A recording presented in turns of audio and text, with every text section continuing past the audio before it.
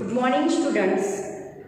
Last લેક્ચરમાં આપણે haemophilia અને સિકલ સેલ એનિમિયા રોગ વિશે વાત કરી હતી, જે મેન્ડેલિયન અનિયમિતતાથી થતા રોગો છે.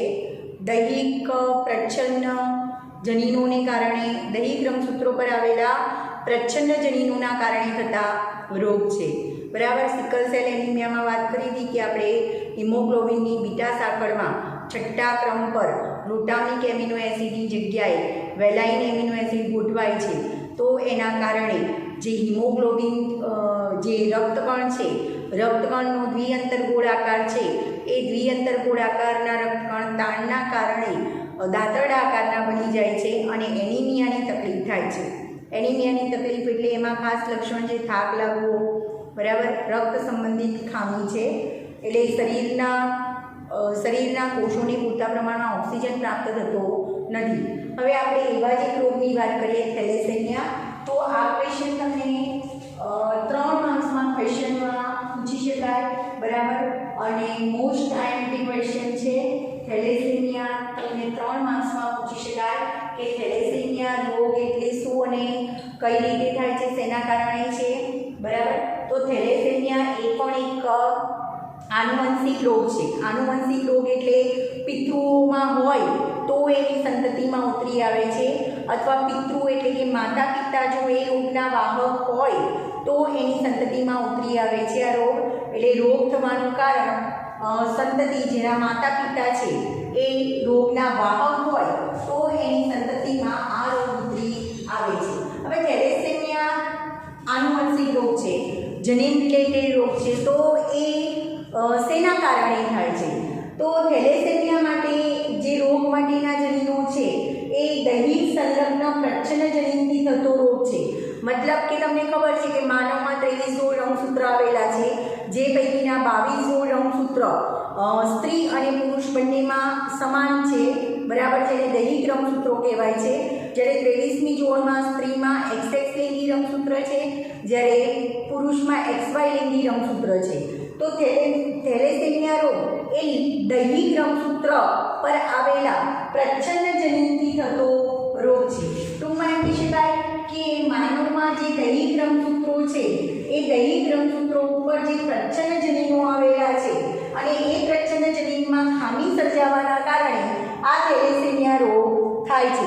તો રોગનું કારણ યાદ રાખજો કે દૈહિક રંગસૂત્રો ઉપર આવેલા પ્રચ્છન્ન જનીનો, એના ઉપર ખામી થવાના કારણે, દૈહિક રંગસૂત્ર પર આવેલા પ્રચ્છન્ન જનીનમાં ખામી થવાના કારણે થેલેસેમિયા રોગ થાય છે. હવે આનો રોગ સંતતિમાં ક્યારે ઉતરે? વારસાગત રીતે આનુવંશિકતામાં ક્યારે સંતતિને પ્રાપ્ત થાય છે? જો માતા અને પિતા એટલે કે પિતૃ બંને વાહક હોય, એટલે કે બંને વિષમયુગ્મી જનીન બંધારણ ધરાવતા હોય, બંને રોગના વાહક હોય તો સંતતિમાં આ રોગ ગંભીર રીતે ઉતરી આવે છે. હવે દાખલા તરીકે તમને થેલેસેમિયા માટેનું કારણ આપ્યું છે. શું કારણ છે? તો મુખ્ય કારણ છે સિકલ સેલ એનિમિયામાં કીધું કે સિકલ સેલ એનિમિયામાં રક્તકણમાં જે હિમોગ્લોબિન છે એના બંધારણમાં ફેરફાર થાય છે. તો અહીંયા પણ એવું જ કહે છે કે એનું કારણ છે કે હિમોગ્લોબિન, રક્તકણનો લાલ રંગ હિમોગ્લોબિન નામના સંયુગ્મિક પ્રોટીનના કારણે છે. તો હિમોગ્લોબિનના નિર્માણમાં વપરાતી ગમે તે એક ગ્લોબિનની સાંકળ આલ્ફા અને બીટા સાંકળના સંશ્લેષણમાં ઘટાડો થાય છે. પરિણામે હિમોગ્લોબિનના અસામાન્ય અણુઓનું નિર્માણ થાય છે અને જેને કારણે એનિમિયા જેવો રોગ થાય છે, એનિમિયા જેવી તકલીફ સર્જાય છે. હવે તમે હિમોગ્લોબિનનું બંધારણ 11માં શીખી ગયા છો. તો રક્તકણનો એટલે કે આરબીસી જે દ્વિઅંતર ગોળાકારના છે, આરબીસીનો લાલ રંગ શેને કારણે છે? હિમોગ્લોબિનના કારણે છે. તો આપણા શરીરના બધા કોષ પેશીને ઓક્સિજન કોણ પૂરું પાડે છે? તો આપણા રક્તકણમાં રહેલું જે હિમોગ્લોબિન છે એ ઓક્સિજન સાથે જોડાય છે અને શરીરના દરેક કોષ પેશી સુધી ઓક્સિજન પૂરું પાડવાનું કામ કરે છે. હવે તમને હિમોગ્લોબિનનું બંધારણ 11માં શીખી ગયા છો કે હિમોગ્લોબિન, રક્તકણમાં રહેલો હિમોગ્લોબિન, એના બંધારણમાં આલ્ફા અને બીટા ગ્લોબિનની શૃંખલાઓ આવેલી હોય છે અથવા સાંકળ આવેલી હોય છે. ગ્લોબિન પ્રોટીનની સાંકળ આવેલી હોય છે. હિમોગ્લોબિનના બંધારણમાં અથવા હિમોગ્લોબિનના નિર્માણમાં વપરાતી બે સાંકળો વપરાય છે, એક ગ્લોબિનની આલ્ફા સાંકળ અને બીજી બીટા સાંકળ.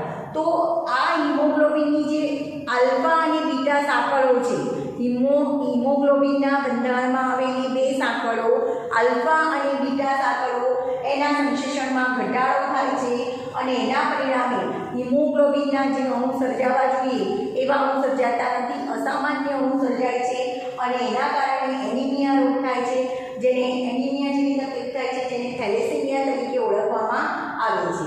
હવે હિમોગ્લોબિનના બંધારણમાં આવેલી કઈ સાંકળ અસર કરતા છે, આલ્ફા સાંકળ કે બીટા સાંકળ, ગ્લોબિનની કઈ સાંકળ અસર કરતા છે એના આધારે થેલેસેમિયાના બે પ્રકાર પડે છે.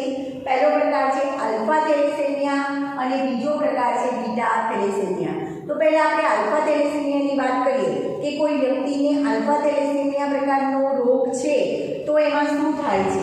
તો આલ્ફા થેલેસેમિયામાં આલ્ફા ગ્લોબિન સાંકળનું ઉત્પાદન અસર કરતા બને છે. આલ્ફા ગ્લોબિનની જે સાંકળ છે એના ઉત્પાદનમાં, એના સંશ્લેષણમાં અસર થાય છે. કઈ અસર થાય છે? તો આલ્ફા ગ્લોબિન સાંકળનું ઉત્પાદન અસર કરતા છે બે નજીકથી જોડાયેલા જે સંલગ્ન જનીનો છે આલ્ફા સાંકળ, એમાં HBA1 અને HBA2 આ બંને યાદ રાખજો. બે નજીકથી જોડાયેલા જનીનો HBA1 અને HBA2 પિતૃના 16મા રંગસૂત્ર પર આવેલા હોય છે અને 16મા રંગસૂત્ર પર આવેલા જનીનો દ્વારા નિયંત્રિત થાય છે. એમ કહી શકાય કે પિતૃના 16મા રંગસૂત્ર ઉપર બે સંલગ્ન જનીનો, બે નજીકથી ગોઠવાયેલા, સંલગ્ન એટલે એકદમ નજીક ગોઠવાયેલા જનીનો છે. પિતૃના 16મા રંગસૂત્ર ઉપર બે નજીકથી ગોઠવાયેલા સંલગ્ન જનીનો HBA1 HBA2 દ્વારા આલ્ફા ગ્લોબિન સાંકળનું સંશ્લેષણ નિયંત્રિત થાય છે. તો આવા બે જનીનો એક અથવા બે જનીનોમાં વિકૃતિ થવાના કારણે અથવા આલ્ફા સાંકળ પર 16મા રંગસૂત્ર પર આવેલા આ બે જનીનો HBA1 HBA2 માં વિકૃતિ થવાના કારણે અથવા એક અથવા બે જનીનો દૂર થવાના કારણે આ ખામી સર્જાય છે અને પરિણામે શું થાય છે? તો આલ્ફા ગ્લોબિનના અણુઓ છે એનું ઉત્પાદન ઓછું થાય છે. બરાબર. તો એને આલ્ફા થેલેસેમિયા પ્રકારનો રોગ કહેવાય છે. હવે બીટા થેલેસેમિયામાં શું થાય છે? તો બીટા થેલેસેમિયામાં એકલ જનીન HBP કે જે પિતૃના 11મા રંગસૂત્ર પર ગોઠવાયેલા હોય છે એના દ્વારા બીટા થેલેસેમિયાની સાંકળનું નિયંત્રણ, સાંકળના સંશ્લેષણનું નિયંત્રણ થતું હોય છે.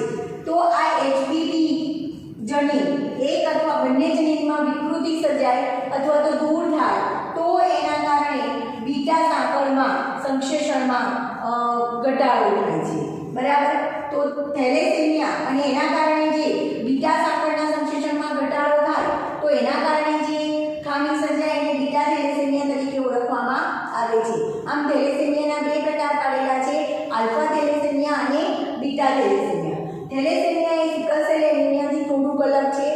સિકલ સેલ એનિમિયામાં એના રક્તકણમાં બીટા ગ્લોબિનની જે સાંકળ છે એમાં છઠ્ઠા ક્રમ પર ગ્લોબિન અણુની જગ્યાએ વેલાઇન અણુ ગોઠવાય છે અને એના કારણે રક્તકણ દાંતરડા આકારના બની જાય છે. તો આમાં આલ્ફા થેલેસેમિયામાં આલ્ફા સાંકળમાં સંશ્લેષણમાં ઘટાડો થાય કે બીટા સાંકળના સંશ્લેષણમાં ઘટાડો થાય તો એના કારણે રક્તકણની ખામી સર્જાય છે, રક્તકણમાં હિમોગ્લોબિનની ખામી સર્જાય છે. પરિણામે શરીરના કોષો કે પેશીઓ સુધી ઓક્સિજન પૂરતા પ્રમાણમાં પહોંચતો નથી. ગ્લોબિનના અણુના સંશ્લેષણની માત્રાની સમસ્યા થેલેસેમિયા સિકલ સેલ એનિમિયાથી અલગ છે.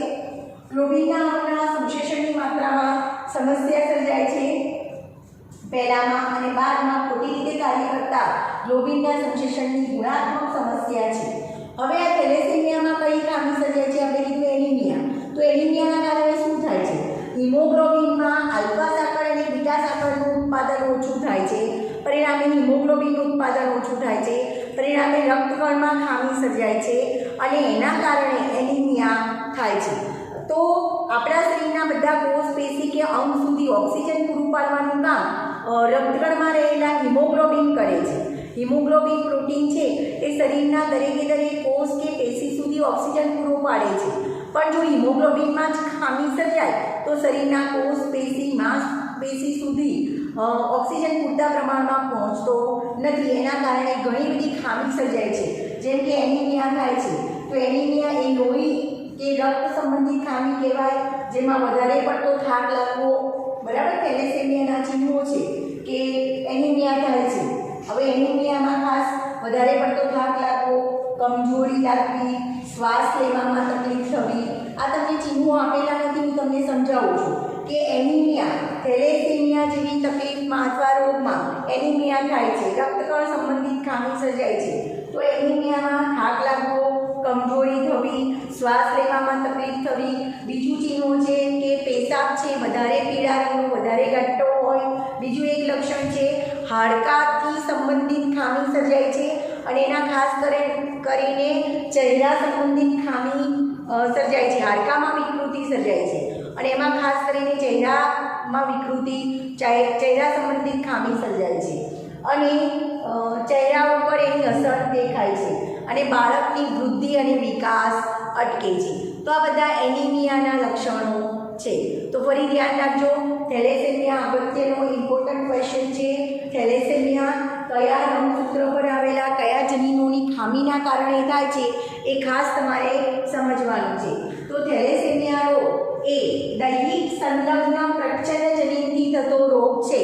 મતલબ કે થેલેસેમિયા એ દૈહિક રંગસૂત્રો, માનવમાં જે દૈહિક રંગસૂત્રો આવેલા છે એ દૈહિક રંગસૂત્રોમાં જે પ્રચ્છન્ન જનીનો આવેલા છે એ પ્રચ્છન્ન જનીનોમાં વિકૃતિ થવાથી, અથવા એ પ્રચ્છન્ન જનીનો દૂર થવાથી, અથવા પ્રચ્છન્ન જનીનોમાં ખામી થવાથી આ રોગ થાય છે. આગળ આ રોગ સંતતિમાં ક્યારે ઉતરે? તો બંને પિતૃ, માતા અને પિતા જો આ થેલેસેમિયા રોગના વાહક હોય, એટલે કે એમાં વિષમયુગ્મી જનીન બંધારણ હોય, તો સંતતિમાં આ રોગ ગંભીર રીતે ઉત્પન્ન થાય છે. બરાબર. હવે એ રોગનું મુખ્ય કારણ શું છે? તો થેલેસેમિયા રોગનું મુખ્ય કારણ છે હિમોગ્લોબિનના નિર્માણમાં જે આલ્ફા ગ્લોબિનની સાંકળ અને બીટા ગ્લોબિનની સાંકળ છે એના સંશ્લેષણમાં ઘટાડો થાય છે, અને એના કારણે હિમોગ્લોબિનના બંધારણમાં, હિમોગ્લોબિનના સંશ્લેષણમાં ઘટાડો થવાના કારણે હિમોગ્લોબિનના અસામાન્ય અણુઓ ઉત્પન્ન થાય છે. હિમોગ્લોબિનના નિર્માણમાં વપરાતી ગમે તે એક ગ્લોબિનની સાંકળ, કાં તો આલ્ફા સાંકળ કાં તો બીટા સાંકળ, એમાં ખામી, એના સંશ્લેષણમાં ઘટાડો થાય છે. પરિણામે હિમોગ્લોબિનના અસામાન્ય અણુઓ સર્જાય છે, અને એના કારણે એનિમિયા જેવી તકલીફ સર્જાય છે. હવે હિમોગ્લોબિનના બંધારણની કઈ સાંકળ અસરકર્તા છે, આલ્ફા સાંકળ કે બીટા સાંકળ? એના આધારે થેલેસેમિયાના બે પ્રકાર પાડેલા છે, આલ્ફા થેલેસેમિયા અને બીટા થેલેસેમિયા. તો આપણે વાત કરીએ પહેલા આલ્ફા થેલેસેમિયાની. હવે આલ્ફા થેલેસેમિયા પ્રકારમાં શું થાય છે?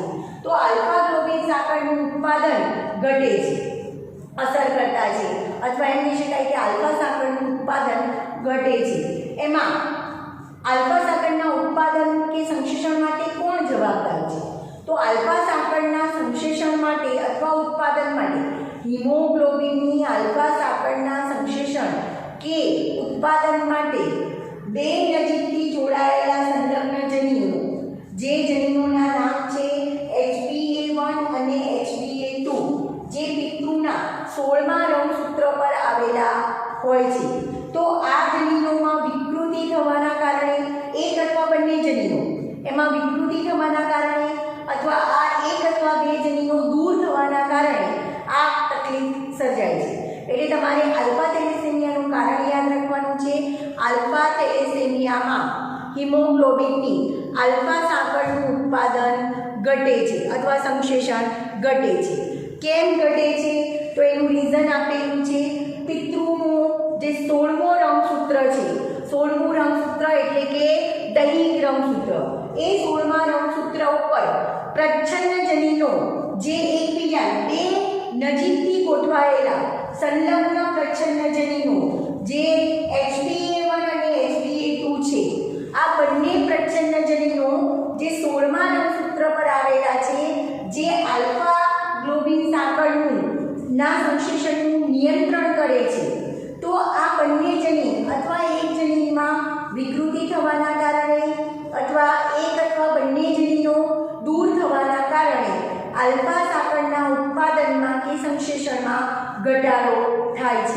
અને એના કારણે જે ખામી સર્જાય છે એને આલ્ફા થેલેસેમિયા તરીકે ઓળખવામાં આવે છે.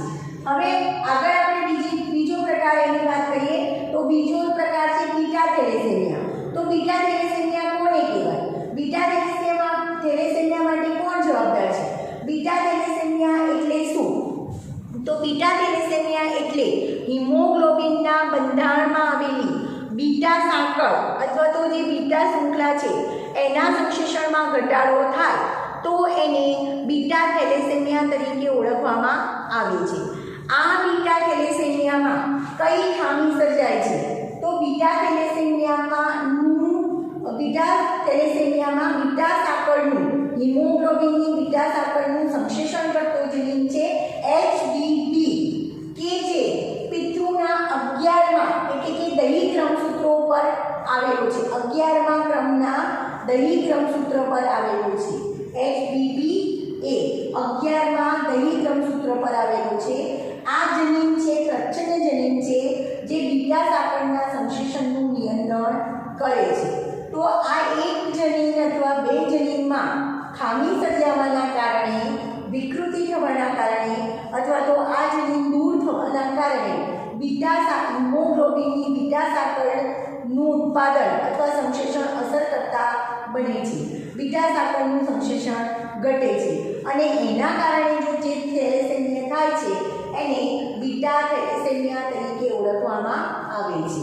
હવે આવા જે થેલેસેમિયા છે એક છે આલ્ફા પ્રકારનો થેલેસેમિયા જે 16મા રંગસૂત્ર પર આવેલા HPA1 HBA2 જનીનમાં ખામી સર્જાવાથી કે બે જનીનો દૂર થવાથી બીટા આલ્ફા સાંકળનું ઉત્પાદન ઘટે છે અને બીટા થેલેસેમિયામાં 11મા રંગસૂત્ર પર આવેલું HBB જનીન વિકૃત થવાથી અથવા તો દૂર થવાથી બીટા સાંકળનું ઉત્પાદન, હિમોગ્લોબિનની બીટા સાંકળનું ઉત્પાદન ઘટે છે અને પરિણામે જે થેલેસેમિયા થાય છે એને બીટા થેલેસેમિયા તરીકે ઓળખવામાં આવે છે.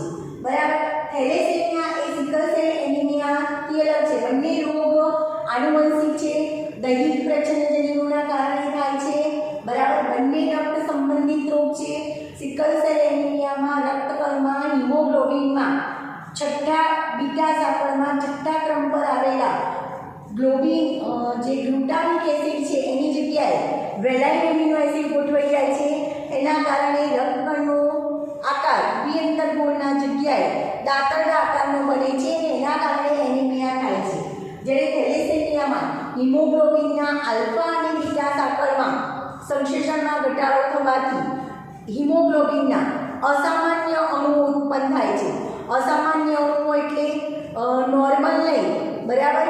અને એના કારણે રક્તકણમાં ખામી સર્જાય છે અને એના કારણે એનિમિયા જેવા રોગ થાય છે. પહેલી જે ખામી છે એ ગ્લોબિનના અણુના સંશ્લેષણની માત્રાત્મક સમસ્યા છે, જ્યારે બીજી ખામી ખોટી રીતે કાર્ય કરતા ગ્લોબિનના સંશ્લેષણની ગુણાત્મક સમસ્યા છે. હવે એનિમિયા, થેલેસેમિયાના કારણે એનિમિયા થાય છે. તો એનિમિયાના લક્ષણ શું છે? એનિમિયા એ રક્ત સંબંધિત ખામી છે. એનિમિયામાં શું થાય છે? તો હિમોગ્લોબિનના અણુઓ અપર્યાપ્ત માત્રામાં હોવાના કારણે કે અસામાન્ય હોવાના કારણે હિમોગ્લોબિનનું મુખ્ય કાર્ય શું છે?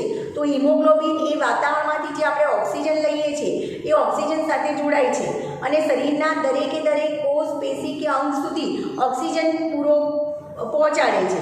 પણ હિમોગ્લોબિન અણુમાં ખામી સર્જાવાના કારણે આપણા શરીરના કોષ, પેશી કે અંગ સુધી ઓક્સિજન પૂરો પડતો નથી. જેમ આપણે ખોરાક કહીએ છીએ એમ શરીરના કોષ, પેશી સુધી ઓક્સિજન મળવું જરૂરી છે. ઓક્સિજન એ આપણા શરીરના કોષ, પેશીઓનો ખોરાક છે. તો એને પૂરતા પ્રમાણમાં ઓક્સિજન પ્રાપ્ત ન થાય તો એના કારણે હિમોગ્લોબિનમાં ખામી થવાના કારણે શરીરના કોષ, પેશી સુધી ઓક્સિજન પૂરો પહોંચતો નથી અને એના કારણે એનિમિયા થાય છે. જેમાં થાક લાગવો, કમજોરી થવી, શ્વાસ લેવામાં તકલીફ પડવી, આ બધા ચિહ્નો છે જે તમને આપેલા નથી. બીજા કેટલાક લક્ષણો છે કે મૂત્રનો વધુ પડતો ઘાટો રંગ આવે. બરાબર. પીળો વધારે ઘાટો એટલે કે પીળો રંગ આવે. હાડકામાં વિકૃતિ થવાના કારણે ખાસ કરીને એની અસર ચહેરા પર દેખાય છે. બાળકની વૃદ્ધિ અવરોધાય છે. અને ક્યારેક આની અસર એટલી બધી ખતરનાક હોય છે કે એના કારણે માણસનું મૃત્યુ પણ થઈ શકે, બરાબર. જો હિમોગ્લોબિનનું બંધારણ, હિમોગ્લોબિન બનવાનું જ બંધ થઈ જાય, દાખલા તરીકે, બરાબર, હિમોગ્લોબિન અણુનું નિર્માણ જ બંધ થઈ જાય તો આપણા શરીરના કોષ પેશી સુધી ઓક્સિજન પૂરતા પ્રમાણમાં પહોંચતો નથી અને એના કારણે માણસનું મૃત્યુ પણ થઈ શકે. તો થેલેસેમિયા એ કયા જનીનમાં કે કયા રંગસૂત્રમાં ખામી થવાના કારણે સર્જાય છે, એના કયા પ્રકારો છે અને એના ચિહ્નો શું છે એ તમારે યાદ રાખવાનું છે, જે 3 માર્ક્સમાં તમને ક્વેશ્ચન તરીકે પૂછી શકાય અને એમાંથી MCQ પણ પૂછી શકાય કે થેલેસેમિયા એ શેને કારણે થાય છે, કયો રોગ છે, આનુવંશિક રોગ છે, દૈહિક પ્રચ્છન્ન જનીનોના કારણે થાય છે, બરાબર. એના 2 પ્રકાર કયા છે, તો આલ્ફા થેલેસેમિયા અને બીટા થેલેસેમિયા.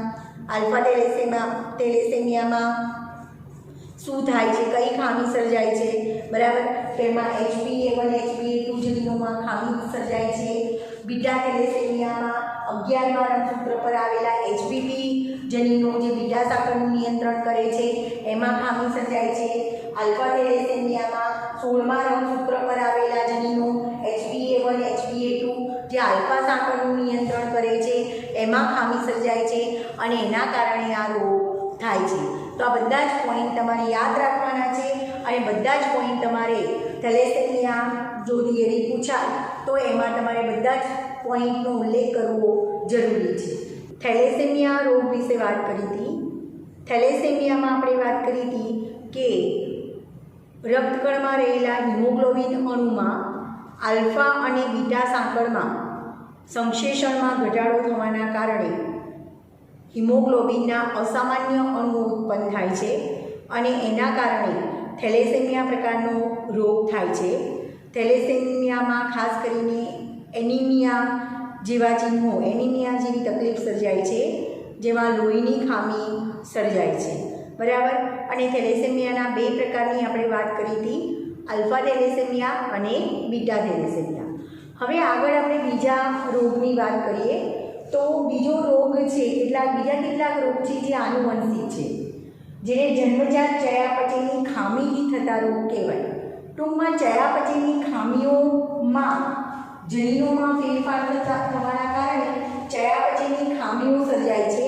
તો ચયાપચયની ખામીઓ થવાથી જે રોગ થાય છે એને જન્મજાત ચયાપચયની ખામી તરીકે ઓળખવામાં આવે છે, જે જન્મથી જ વારસામાં મળે છે, બરાબર.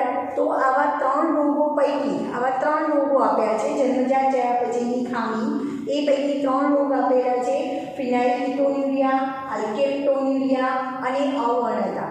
એ પૈકી તમારી એનસીઈઆરટી બુકમાં ફક્ત એક જ રોગ આપેલો છે જે જન્મજાત ચયાપચયની ખામીથી થતો રોગ છે, જેમાં ફિનાઇલકીટોન્યુરિયા વિશે જ આપેલું છે. પણ બીજું વધારાની 2 માહિતી હું તમને 2 રોગની માહિતી આપું છું જે તમને નીટમાં ઉપયોગી બની રહેશે, બરાબર. તો જન્મજાત ચયાપચયથી ખામીઓમાં 3 ખામી છે, એક ફિનાઇલકીટોન્યુરિયા, બીજી આલ્કેપ્ટોન્યુરિયા અને અવર્ણતા. તમારી બુકમાં એનસીઈઆરટી બુકમાં ફિનાઇલકીટોન્યુરિયા આપેલું છે, તો આ તમને શોર્ટ નોટમાં 2 માર્ક્સમાં પૂછી શકાય. ટૂંક નોટ લખો ફિનાઇલકીટોન્યુરિયા. હવે આપણે વાત કરીએ ફિનાઇલકીટોન્યુરિયા રોગમાં શું થાય છે. આ ફિનાઇલકીટોન્યુરિયા રોગ એ જન્મજાત ચયાપચયની ખામી છે અને આનુવંશિક છે, બરાબર. હવે જન્મજાત ચયાપચયની ખામી એટલે શું? જન્મજાત ચયાપચયની ખામીથી થતો રોગ છે. હવે આ રોગમાં શું થાય છે? તો આ રોગમાં જે પ્રચ્છન્ન જનીનો આવેલા હોય છે, બરાબર. આ રોગ માટેના જે જનીન છે, આ રોગ માટે જવાબદાર જનીન છે એ પ્રચ્છન્ન જનીન છે અને એને સ્મોલ p સંજ્ઞા વડે દર્શાવવામાં આવે છે. અને આવા પ્રચ્છન્ન જનીન સ્મોલ p જનીનોની પ્રચ્છન્ન જનીનોની હાજરીના કારણે ફિનાઇલકીટોન્યુરિયા રોગ થાય છે. હવે તમને ખ્યાલ છે આપણે જનીનોના વિશે જોઈ ગયા. જનીનો કોઈ પણ લક્ષણ માટે જનીનો જવાબદાર છે. જનીનો હંમેશા જોડમાં હોય છે. જ્યારે 2 પ્રભાવી જનીન હોય ત્યારે પ્રભાવી જનીન વ્યક્ત થાય છે. જ્યારે પ્રભાવી અને પ્રચ્છન્ન જનીન જોડમાં એટલે કે વિષમયુગ્મી બંધારણ હોય તો પ્રભાવીની હાજરીમાં પ્રચ્છન્ન અભિવ્યક્ત થતો નથી.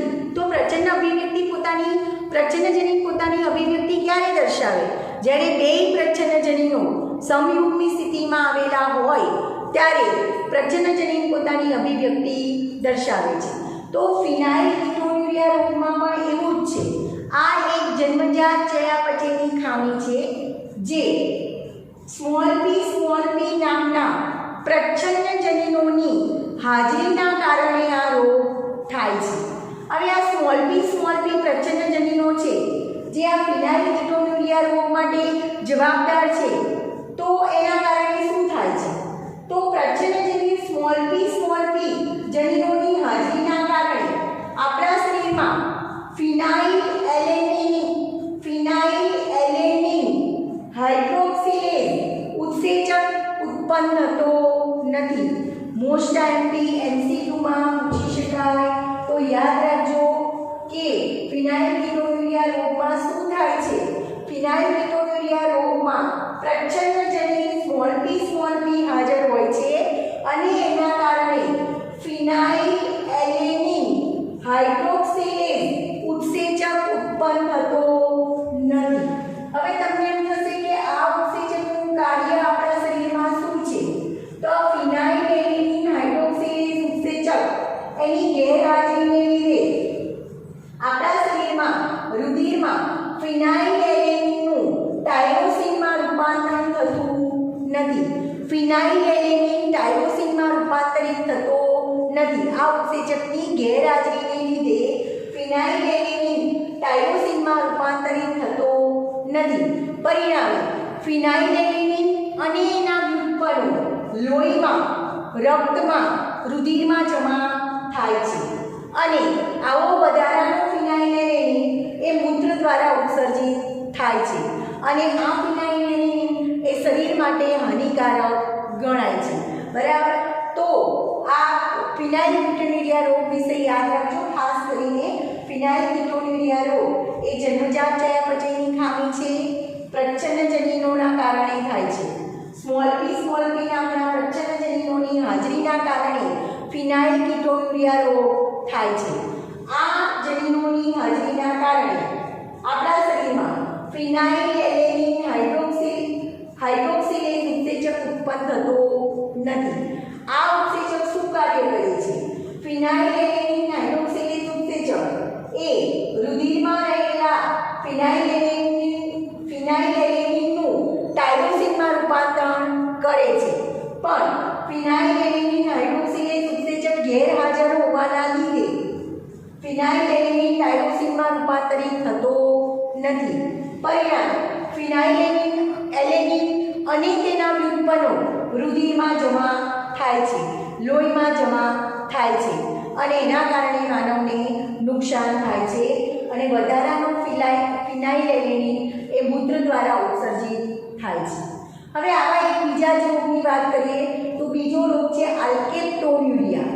તો આલ્કેપ્ટોન્યુરિયા રોગ પણ જન્મજાત ચયાપચયની ખામી છે. આ જન્મજાત ચયાપચયની ખામી પણ પ્રચ્છન્નજનીનોના કારણે થાય છે. આ રોગમાં શું થાય છે? તો પ્રચ્છન્નજનીન સ્મોલ એ જ્યારે હાજર હોય છે ત્યારે આલ્કેપ્ટોન્યુરિયા રોગ થાય છે. જ્યારે પ્રચ્છન્નજનીનો જોડમાં આવેલા હોય ત્યારે પોતાની અભિવ્યક્તિ દર્શાવે છે. તો આ પ્રચ્છન્નજનીન સ્મોલ એ ની હાજરીના કારણે આલ્કેપ્ટોન્યુરિયા રોગ થાય છે. હવે આ રોગમાં શું થાય છે? તો આ પ્રચ્છન્નજનીન સ્મોલ એ છે એ ઉત્સેચક હોમોજેન્ટેસિક એસિડ ઓક્સિડેઝ નામના ઉત્સેચક ઉત્પન્ન કરતો નથી અથવા ઉત્પન્ન થવા દેતો નથી. પ્રચ્છન્નજનીન સ્મોલ એ આપણા શરીરમાં માનવના શરીરમાં હોમોજેન્ટેસિક એસિડ ઓક્સિડેઝ નામનું ઉત્સેચક ઉત્પન્ન થવા દેતો નથી અને આ ઉત્સેચકની ગેરહાજરીના કારણે શું થાય છે? તો હોમોજેન્ટેસિક એસિડનું એસિટિક એસિડમાં રૂપાંતર થતું નથી. પરિણામે રુધિરમાં હોમોજેન્ટેસિક એસિડ જમા થાય છે અને જ્યારે આવી વ્યક્તિનું પેશાબ એટલે કે મૂત્ર એટલે કે યુરિન હવાના સંપર્કમાં આવે ત્યારે એ પડી જાય છે, એ આ રોગનું ચિહ્ન કે લક્ષણ છે. બરાબર, તો ફરી સમજાવું છું. આલ્કેપ્ટોન્યુરિયા રોગમાં શું થાય છે? આ એક જન્મજાત ચયાપચયની ખામી છે. આ રોગ તમારી એનસીઆરટી બુકમાં આપેલો નથી. આ આલ્કેપ્ટોન્યુરિયા રોગ જન્મજાત ચયાપચયની ખામી છે. પ્રચ્છન્નજનીન સ્મોલ a ની હાજરીના કારણે થાય છે. આ પ્રચ્છન્નજનીન સ્મોલ a હાજર હોવાના કારણે માનવના શરીરમાં હોમોજેન્ટેસિક એસિડ ઓક્સિડેઝ નામનો ઉત્સેચક ઉત્પન્ન થતો નથી. હવે માનવમાં હોમોજેન્ટેસિક એસિડ ઓક્સિડેઝ નામનો ઉત્સેચક ગેરહાજર હોવાના લીધે રુધિરમાં હોમોજેન્ટેસિક એસિડનું એસિટોએસિટિક એસિડમાં રૂપાંતરણ થતું નથી. પરિણામે રુધિરમાં હોમોજેન્ટેસિક એસિડ જમા થાય છે અને એના કારણે આવી વ્યક્તિ જેના રુધિરમાં હોમોજેન્ટેસિક એસિડ જમા થાય છે એવી વ્યક્તિનું યુરિન એટલે કે મૂત્ર હવાના સંપર્કમાં આવે ત્યારે એ મૂત્ર કે યુરિન કાળું પડી જાય છે. હવે આપણે ત્રીજા રોગની વાત કરીએ તો ત્રીજો રોગ છે અવર્ણતા. આ પણ તમારી ટેક્સ્ટબુકમાં આપેલ નથી. આ પણ જન્મજાત ચયાપચયની ખામી છે અને આનુવંશિક ખામી કહી શકાય. આનુવંશિકતામાં વારસામાં સંતતિમાં ઉતરે છે. વ્યક્તિની આવા અવર્ણતા રોગમાં શું થાય છે? તો વ્યક્તિની ચામડી, વાળ અને આંખમાં મેલેનિનની ગેરહાજરી હોય છે. તમને ખ્યાલ છે આપણી ત્વચાનો રંગ, વાળનો કાળો રંગ, ત્વચાનો રંગ એ મેલેનિન રંજકકણના કારણે છે. તો આ અવર્ણતા રોગમાં શું થાય છે? તો મેલેનિન રંજકકણ ઉત્પન્ન થતું જ નથી. બરાબર, અને એના કારણે અવર્ણતા રોગ થાય છે. તો અવર્ણતા એ આનુવંશિક ખામી છે. વ્યક્તિની ચામડી એટલે કે ત્વચા, એની વાળ અને આંખમાં મેલેનિનની ગેરહાજરી થાય છે. મેલેનિન ગેરહાજરી કેમ થાય છે? આ જન્મજાત ચયાપચયની ખામી છે. તો આના માટે જવાબદાર કોણ છે? તો સ્મોલ સી એ પ્રચ્છન્નજનીનની હાજરીના કારણે આવું થાય છે. આ પ્રચ્છન્નજનીનની હાજરીના કારણે થતો રોગ છે. બરાબર, તો સ્મોલ સી નામના પ્રચ્છન્નજનીનોની હાજરીના કારણે આ અવર્ણતા નામનો રોગ થાય છે.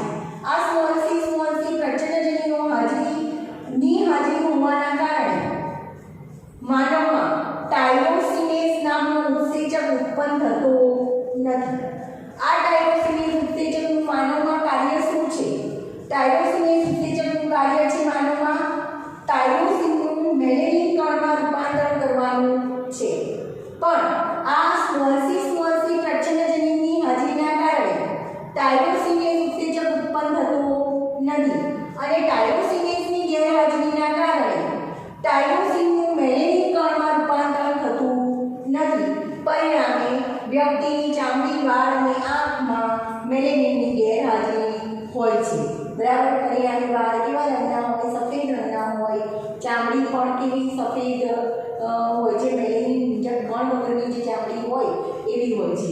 બરાબર, તો અવર્ણતા વિશે પણ ફરીથી યાદ રાખજો. આનુવંશિકતાની ખામી છે. આ ખામીમાં વ્યક્તિની ચામડી, આંખ અને વાળમાં મેલેનિન કણની ગેરહાજરી જોવા મળે છે. આવું શા માટે થાય છે? તો સ્મોલ સી નામના પ્રચ્છન્નજનીનોની હાજરીના કારણે આવું થાય છે. આ જનીનોના હાજરીના કારણે ટાયરોસિનેઝ નામનો ઉત્સેચક ઉત્પન્ન થતો નથી અને ટાયરોસિનેઝની ગેરહાજરીના કારણે ટાયરોસિનનું મેલેનિનમાં રૂપાંતર થતું નથી. પરિણામે આ અવર્ણતા નામનો રોગ થાય છે. તો તમારે જન્મજાત ચયાપચયની ખામીમાં આ 3 પ્રકારના રોગો યાદ રાખવાના છે. એક છે ફિનાઇલકીટોન્યુરિયા, બીજો રોગ છે આલ્કેપ્ટોન્યુરિયા, ત્રીજો રોગ છે અવર્ણતા. તો આ ત્રણેય રોગ વિશે તમે માહિતી યાદ રાખજો. ત્રણેય જન્મજાત ચયાપચયની ખામી થતા રોગ છે. ત્રણેય રોગ છે એ પ્રચ્છન્નજનીનોની હાજરીના કારણે થતા રોગ છે. ત્રણેય જનીનોમાં કોઈ પ્રકારનો ઉત્સેચક ઉત્પન્ન થતો નથી. જેમ કે પહેલામાં સ્મોલ પી પ્રચ્છન્નજનીનની હાજરીના કારણે આ રોગ થાય છે. એમાં ફિનાઇલેલેનિન હાઇડ્રોક્સિલેઝ ઉત્સેચક ઉત્પન્ન થતો નથી. પરિણામે આ ઉત્સેચકની ગેરહાજરીને લીધે ફિનાઇલેલેનિનનું ટાયરોસિનમાં રૂપાંતરણ થતું નથી. પરિણામે રુધિર રુધિરમાં ફિનાઇલ એલેનિન જમા થાય છે. પછી આલ્કેટોન્યુરિયામાં પણ જન્મજાત ચયાપચયની ખામી છે. પ્રચ્છન્ન જનીન સ્મોલ a ની હાજરીના કારણે થાય છે. આ જનીનની હાજરીના કારણે માનવમાં હોમોજેન્ટેસિક એસિડ ઓક્સિડેઝ ઉત્સેચક ઉત્પન્ન થતો નથી અને આ ઉત્સેચકની ગેરહાજરીના લીધે હોમોજેન્ટેસિક એસિડનું એસિટોએસિડિક એસિડમાં રૂપાંતર થતું નથી. પરિણામે રુધિરમાં હોમોજેન્ટેસિક એસિડ લોહીમાં જમા થાય છે અને એના કારણે આવા વ્યક્તિનું લોહી એ વાતાવરણના સંપર્કમાં આવે આવા વ્યક્તિનું મૂત્ર એટલે કે યુરિન હવાના સંપર્કમાં આવવાથી યુરિન કાળું પડી જાય છે. ત્રીજો છે અવર્ણતા, જન્મજાત ચયાપચયની ખામીના કારણે થતો રોગ છે. પછી એ આનુવંશિક કહેવાય છે. વ્યક્તિની ચામડી, વાળ અને આંખમાં મેલેનિન કણની ગેરહાજરી થાય છે. કેમ એવું થાય છે? તો એના માટેનું રીઝન આપેલું છે. પ્રચ્છન્ન જનીન સ્મોલ સી હાજર છે. સ્મોલ સી પ્રચ્છન્ન જનીનની હાજરીના કારણે ટાયરોસિનેઝ ઉત્સેચક ઉત્પન્ન થતો નથી. ટાયરોસિનેઝ ઉત્સેચકની ગેરહાજરીના કારણે ટાયરોસિનનું મેલેનિન કણમાં રૂપાંતર થતું નથી અને પરિણામે વાળ, આંખ અને ત્વચામાં મેલેનિન કણની ગેરહાજરી જોવા મળે છે. તો આ ત્રણેય રોગ જન્મજાત ચયાપચયની ખામીથી થતા રોગ છે, જેના વિશે તમે માહિતી યાદ રાખજો.